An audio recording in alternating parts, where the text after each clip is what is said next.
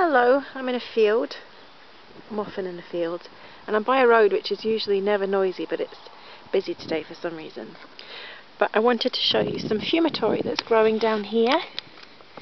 Fumaria officinalis, with its lovely pink flowers with the darker tips. I hope you can see the leaves. It's growing amongst the pineapple weed, but there's a nice patch of it here. It's one of our lovely skin herbs. It's a very clearing herb. It's laxative and diuretic. It's a cholagogue. It stimulates bile flow, and a hepatic, helping our liver. That's how it has its laxative action, by promoting that flow of bile. And it's got bitters in it, alkaloids like fumarine, fumaric acid. It's a little bit diaphoretic too, so it's a herb which really helps elimination. So yeah, it's a skin herb used. We've been using it for a long time.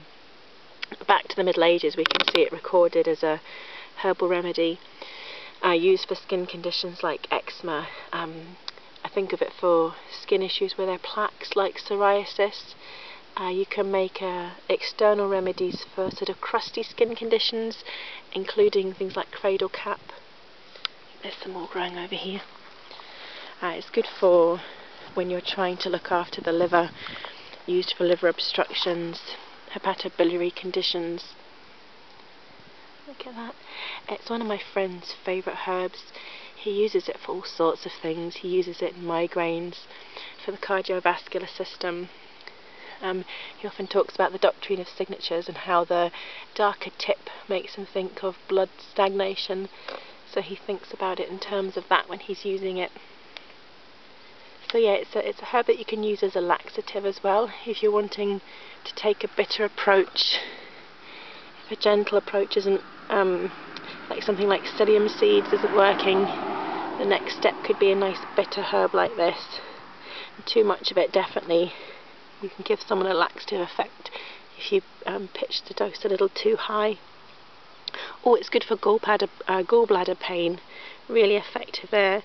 And other pain in the digestive system like indigestion, but an amazing skin herb.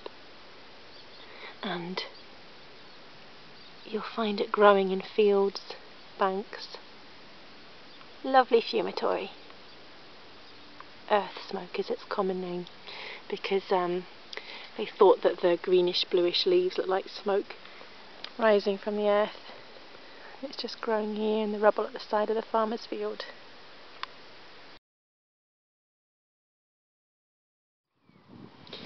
As you can see from the very familiar pink berries, I'm with raspberries and raspberry leaf, which we use in herbal medicine.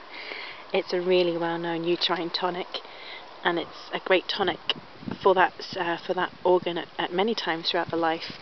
It can be really helpful when a teenage girl is struggling with her first months of periods, and during pregnancy, towards the end, it can strengthen the uterus, and we know that it helps to make labour easier and often needs less interventions. I think it shortens the second stage, and I like it after postpartum as well, to help return tone to the uterus, to help ease off any prolonged heavy bleeding. And then when you're not pregnant, great for heavy bleeding with periods, and as a nutritive it helps there as well with replenishing minerals. It's a plant with polyphenols, flavonoids like quercetin, tannins. It's a lovely astringent for the intestinal tract, good for diarrhea, quite a gentle action there. So it's a herb I might use for diarrhea in children. And yeah, lovely nutritive for convalescence. Again, nice for children. Lovely gargle for sore throats. And you can take it in like colds and flus as well. It's a very useful herb, and definitely one to study for your pregnant women and for women with menstrual problems. They're very prickly, very beautiful.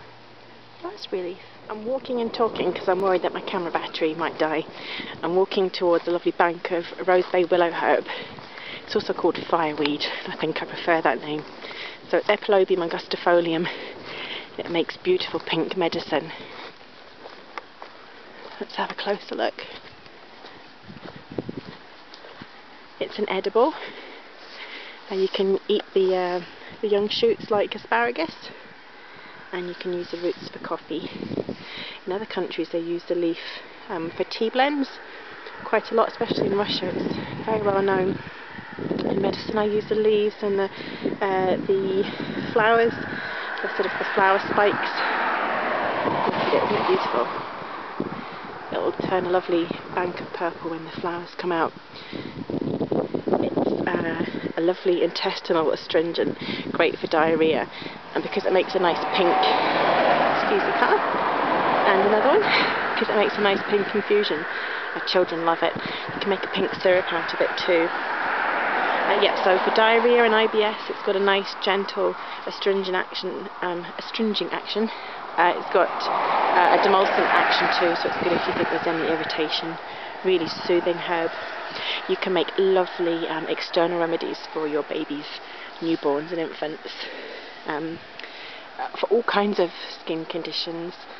If a little skin's been irritated, or if you've got cradle cap, you can make lovely gentle medicines for their skin. It's a tonic. I really like it with things like self-heal, bugle. I think I just like the lovely beautiful colour combination, and they just work really nicely together.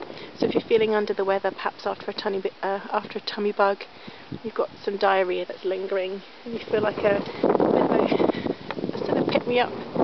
It's a nice gentle tonic. And oh, it's a prostate and a urinary tract herb as well. Think about combining it with herbs like nettle root. Look at it, it's absolutely beautiful. Yep, so it makes a stunning syrup and infusion colour-wise, or you could tincture it. So roseberry willow herb, fine weed, a lovely, effective, astringent, a tonic, soothing.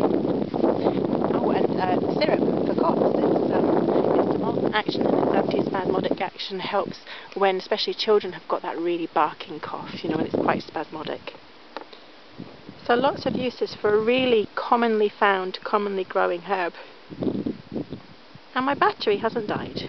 Hooray. I'm chancing my luck with the battery gods, but look, there's loads of pineapple weed here. You'll remember this when you're a child. You crush it and it has a kind of appley scent. And of course it's related to chamomile.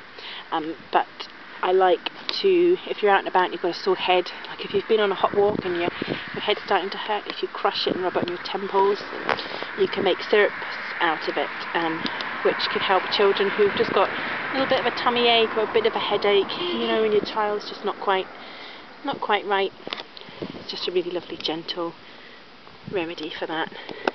The taste which they're likely to accept. And again, you could make an infusion as well. And they enjoy picking it, smelling it, so it's a very hands-on herb to get children involved with. And there's lots of it here. And with some herb robert, a member of the geranium family, which when you come and have a little look at it, you can see it has all those telltale features. And it certainly smells like a member of the geranium family. Geranium robertianum is its scientific name, and it's an excellent vulnerary and styptic. So it stops bleeding on your skin externally and internally. It's not so red here, well, it is a bit over here, but the stems can be very red, as can the edges of the leaves, which can be a good reminder of its action on the blood. And also on inflammation. It's really good for swelling in the urinary tract, heat and swelling, helps bring that down. It's an antilytic, helps prevent gravel and stones forming in the kidneys, the gallbladder too actually. It's a lovely vulnerary for the skin, so wounds that aren't healing too well. I like it for toothache, and my daughter always said that it looks a bit like a tooth with a root, like a red bloody tooth with a root coming out. So if someone's got a really sore tooth, you can gargle with it and rinse it out, and it's a lovely gargle for a sore throat as well. It's nice for diarrhea, it's an astringent and it's got a nice soothing action. and I really like it for like irritated guts. So after a tummy bug, you know, and a nasty vomiting bug, it can help sort you out. It's very pretty. It does have a pungent smell. So yes, astringent, balmy, lovely for sore throat, sore teeth. It's a liver herb as well. It helps improve liver function. Good for the gallbladder, and a nice soothing, swelling reducing, clearing herb for the urinary tract. So the geranium herb robert. You can usually find it growing all about. I think actually I saw some over here which is much redder. See over there, you can see a red patch. Herb robert. We're just talking about the doctrine of tinctures with fumitory. And look, here's some lungwort. And they thought that this looked like a lung with an infection, all these spots. The very hairy herb, lungwort.